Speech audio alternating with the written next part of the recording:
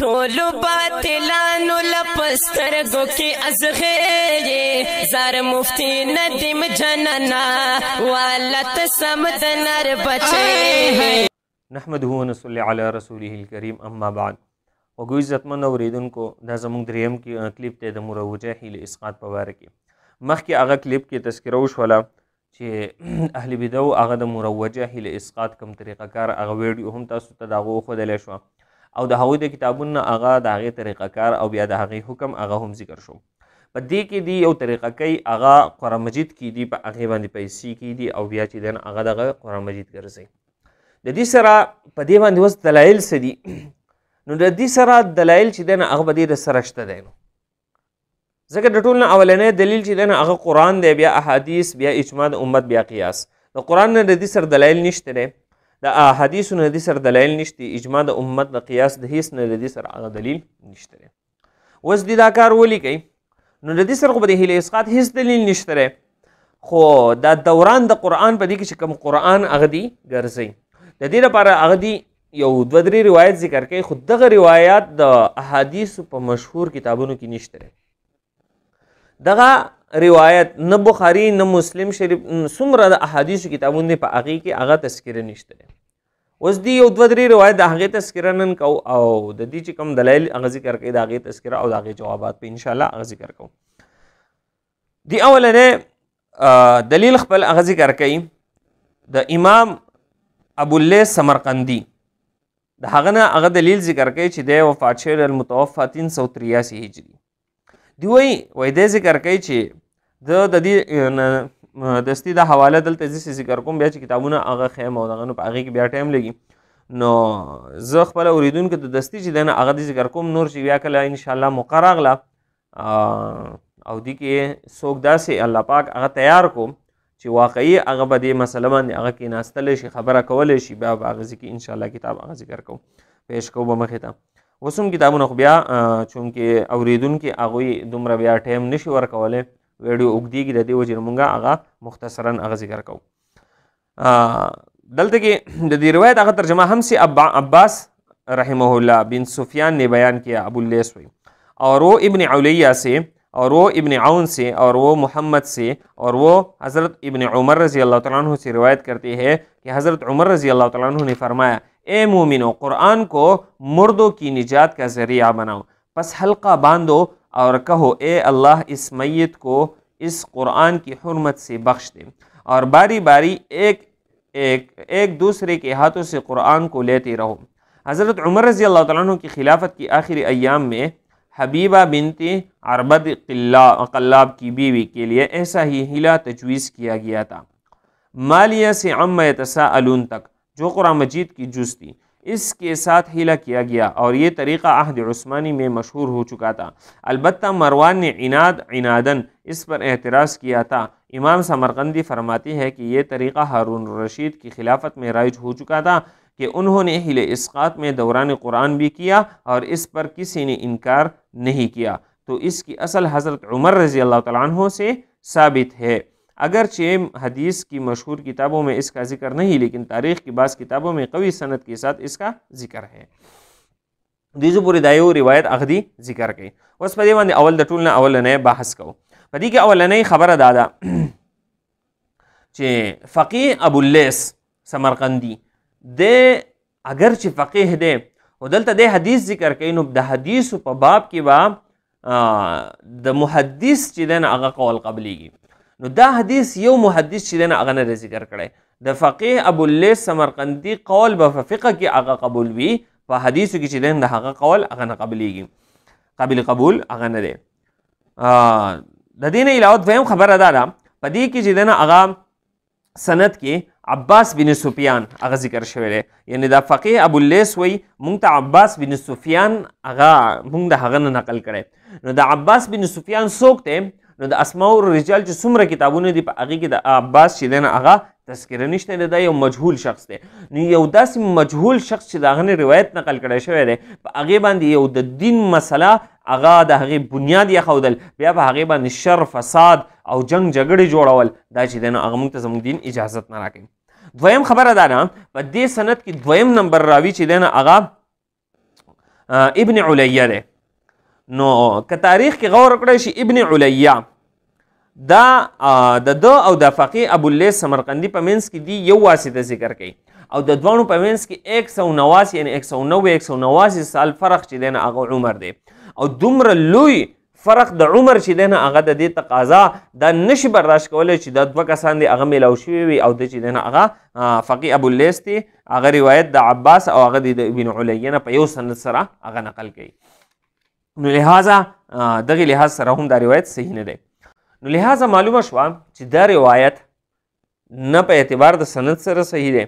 او نه چې دی نه هغه په اعتبار د احادیثو چې کوم قواعد دي اصول دي د هغې په اعتبار سره دا هم نه دی صحیح. دویم دی هغه ذکر کوي قال المؤرخ صاحب الفتوح دی وایي مؤرخ صاحب الفتوح هغه ذکر کوي فتوح نے کہا ہے کہ ہم سے ابو عاصم نے بیان کیا وہ ابن جریج سے اور وہ ابن شہاب زہری سے اور وہ ابو سلمہ سے اور وہ ابو موسیٰ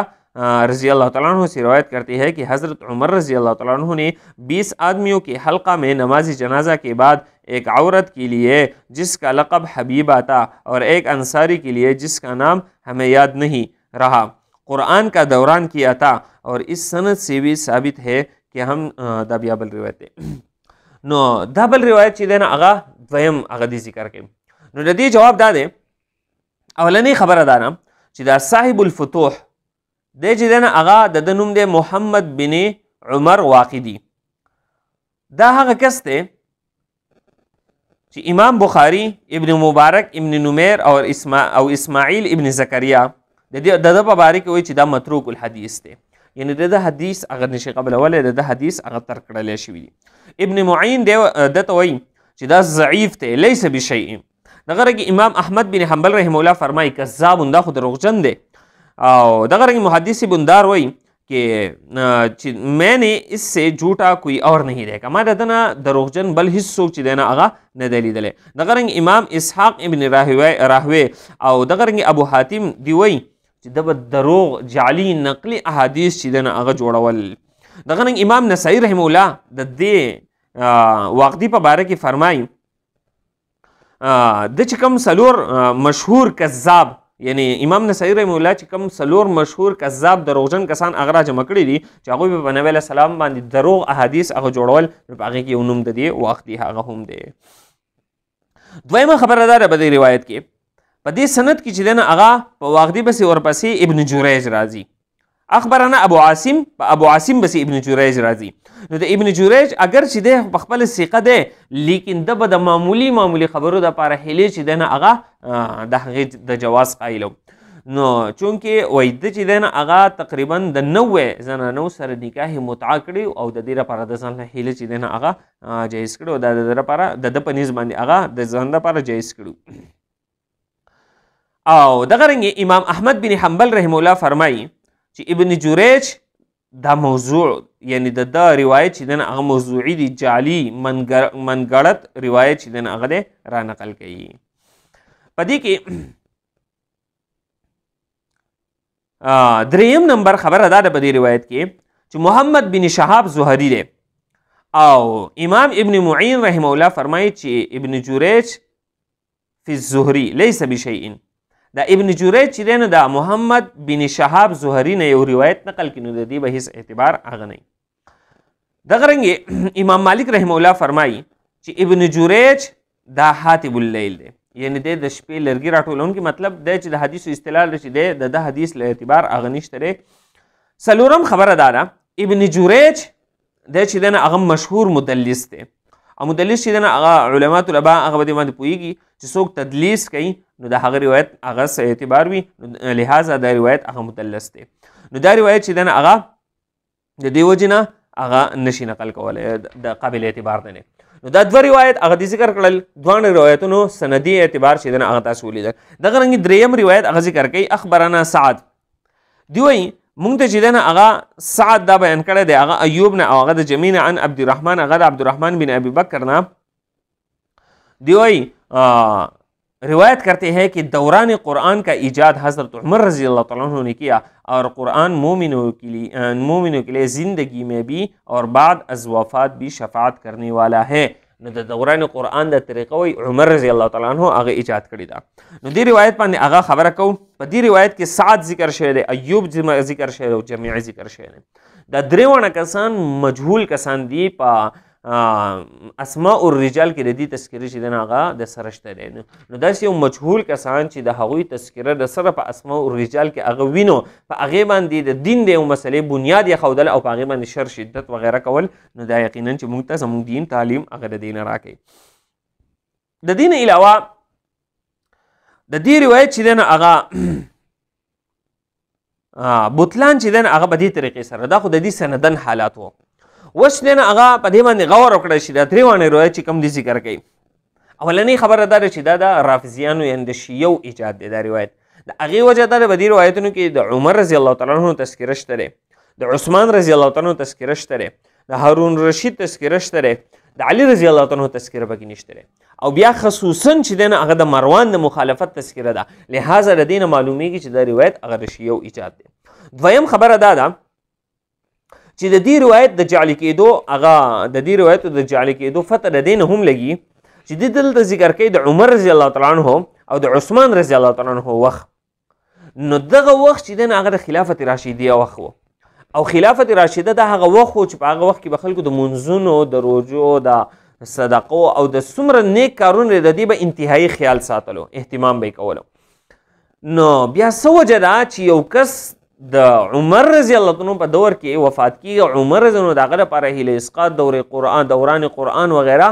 دغه ترتیب چې دی نه هغه جوړوي. ولې دغه کسانو چې دی نه هغه منځونه به نه کول په دغه وخت کې؟ دا څنګه د خلافت راشدیه دور و چې هغه خلکو هغه منځونه نه کول؟ دلته د حبیبه ذکر دی او دغه رنګ د یو انصاري ذکر دی. نو یو انصاري هغه به چې دی نه هغه منځونه نه کول، نو دا ذهن او عقل چې دی نه هغه دا خبره نه مني. لهذا په دغې نه هم معلومیږي چې دا روایت هغه د ځانه جوړ کړی شوی دی او دا منګړت دی.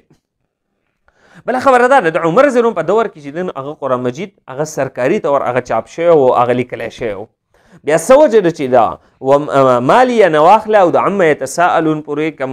صحیفه موجود وه او د هغې دوران کېدو د ټول قرآن مجید دوران نه کېدو، حالانکې په دغه وخت کې ټول قرآن مجید هغه چاپ شوی و او هغه لیکلی شوی و. دغه رنګې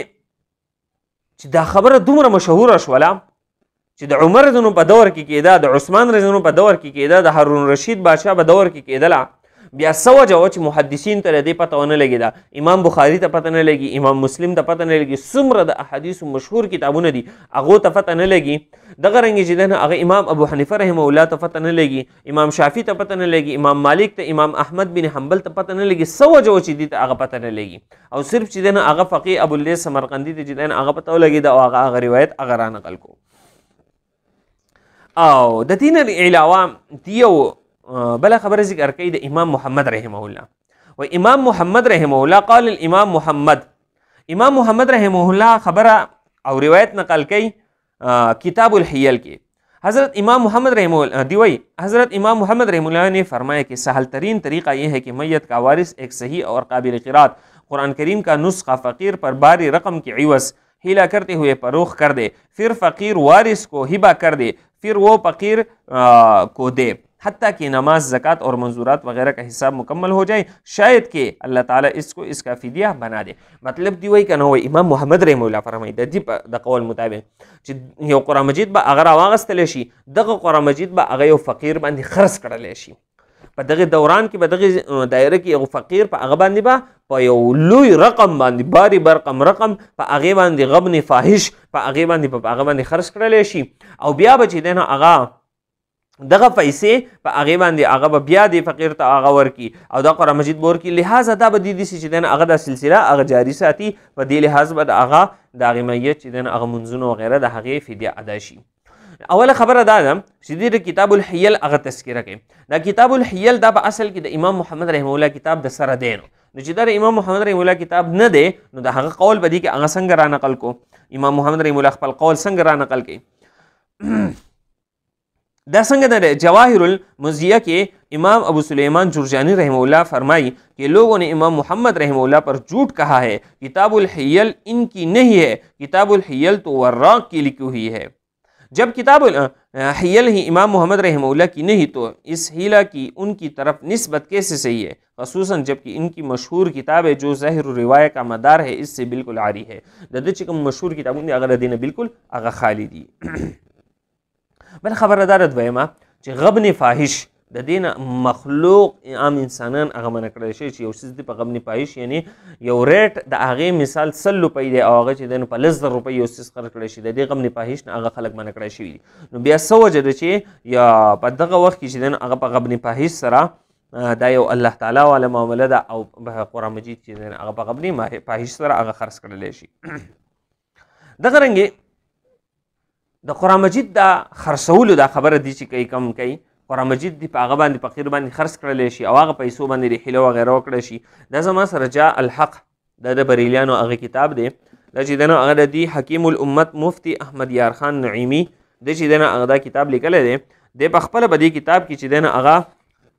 ذکر کوي د دې د صفحه نمبر 307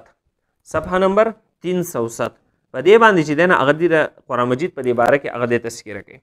دی وایي اسقاط کا یہ طریقہ हाँ पंजाब में जो आम तौर पर मुरवज है कि मस्जिद से कुरान पाक का नुस्खा मंगाया, इस पर 1 रुपया रखा बदेबंद ₹1 के खौदला और चंद लोगों ने इसको हाथ लगाया बे पे 100 कसान उलास के खौदो फिर मस्जिद में वापस कर दिया बे जुमात के वापस के खौदो, इससे नमाजों का फिदिया अदा न होगा दे पदेवान व फिदिया न अदा की. बाज़ लोग ये कहते हैं कि कुरान की कोई कीमत ही नहीं, तो कुरान से कीमत नहीं ज़का ग्रान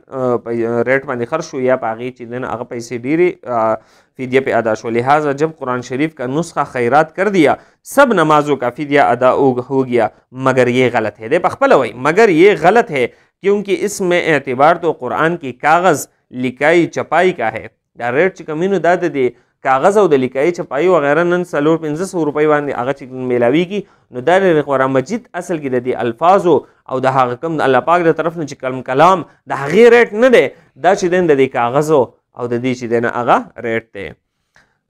اگر 2 रुपया का ये नुस्खा है तो 2 रुपया की खैरात का सवाब मिलेगा, वरना फिर वो मालदार नन सबा 500 روپۍ जो 500 روپۍ دا کېږي. داسې نه چې بس د قرآن مجید هیڅ قیمت نشته دی نو بس دا به ټولې درته نه ادا شي. دی وی کب دے پخپل ہوئی ورنہ پھر وہ مالدار جن پر 1000 روپیہ سالانہ زکوٰۃ واجب ہوتی ہے وہ کیوں اتنا خرچ کرے, صرف ایک قرآن پاک کا نسخہ خیرات کر دیا کرے بیا خو باغو یو نسخہ خیرات کی زکوٰۃ پر اغونه ادا شي. غرض یہ طریقہ صحیح نہیں ہے. د دې پخپل د خپل مشر چې دنه هغه پخپل وای دا طریقہ هغه صحیح نه. د دې نه علاوه دا روایت خو هغه د دې صحیح نشو. د دې نه علاوه د دې سر نور څه دلایل دي. د دې په جاء الحق کې چې دنه هغه دلته کې هغه ذکر کوي صفحه نمبر 310 باندې هغه دې ذکر کوي دلته کې هغه لیکي 30 فصل مسئلہ اسقاط کے ثبوت میں د دې مشر دا کتاب چې دنه هغه لیکلی دی په دې کتاب کې د اسقاط په ثبوت کې چې دنه هغه د نه یو د قرآن مجید آیت هغه ذکر کړی, نه یو حدیث چې دنه هغه ذکر کړی, نه اجماع د امت چې دنه هغه ذکر کړي, نه قیاس بلکې د فقهاو چې دنه هغه عبارات هغه را نقل کړي دي. امام شافعي دا شامی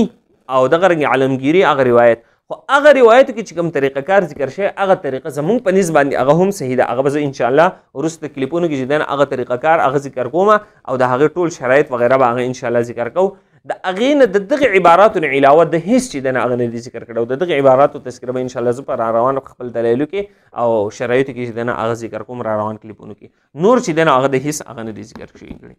د دې نه معلومه شوله چې د دې سره